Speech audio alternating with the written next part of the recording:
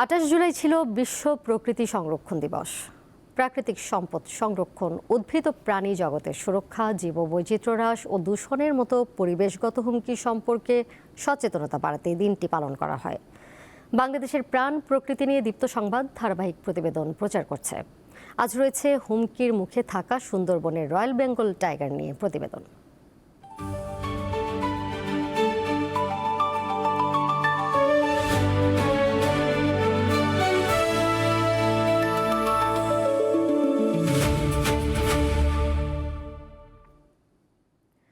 পৃথিবীর বৃহত্তম ম্যানগ্রোভ বন সুন্দরবন।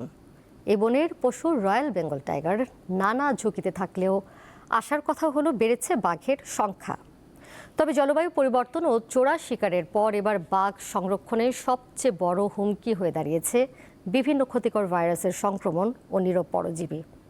এমন পরিস্থিতিতে বুধবার পালিত হলো বিশ্ব বাঘ দিবস।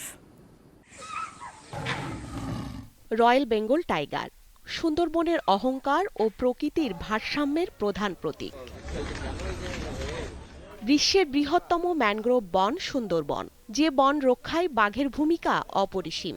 বাঘ না থাকলে বনে তৃণভোজী প্রাণী বেড়ে যেত, যা ধ্বংস করত বনের গাছপালা। তবে মানুষের লোভ আর প্রকৃতির বৈরিতায় বারবার হুমকিতে পড়েছে এই প্রাণী।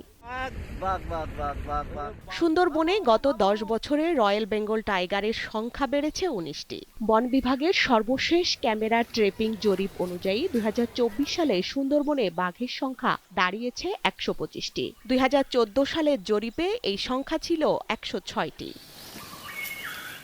তবে 2021 থেকে 2026 সালের মধ্যে বিভিন্ন কারণে 91টি বাঘের মৃত্যু হয়। এর মধ্যে 58টি পিটিয়ে বা শিকার করে, 30টি বার্ধক্য বা অসুস্থতায় এবং 3টি প্রাণ হারিয়েছে প্রাকৃতিক দুর্যোগে।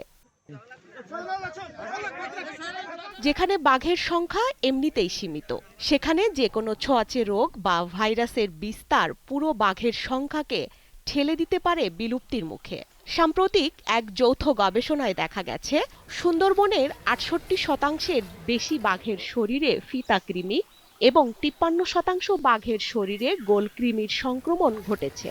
এই পরজীবীগুলো বাঘের রোগ প্রতিরোধ ক্ষমতা এবং শিকারের ক্ষিপ্রতা কমিয়ে দিচ্ছে।